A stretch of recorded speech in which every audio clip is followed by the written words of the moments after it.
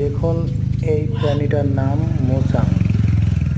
মোসাংটা দেখেন পালিয়ে গেল, এবার এখানে কুকুর আসলো।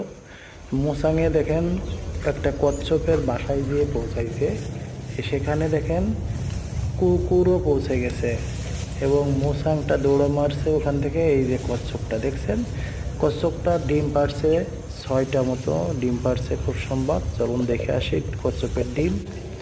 কচ্ছপের ডিম এই যে এখানে, এই ডিমগুলো মোসাঙে খেতে চাইছিল, কিন্তু এই লোকটি মোসাংটা তাড়িয়ে দিল। দেওয়ার পরে এখান থেকে ডিমগুলো নিয়ে বাসায় নিয়ে যেয়ে ডিমগুলো ফোটানোর জন্য চেষ্টা করবে। আপনারা দেখুন এখানে 4টে ডিম রাখছে, 5টা, আর ওই আরেকটা দেখা যাচ্ছে 6টা ডিম। তো এই 6টা ডিম নিয়ে উনি বাসায় যাবে এখন।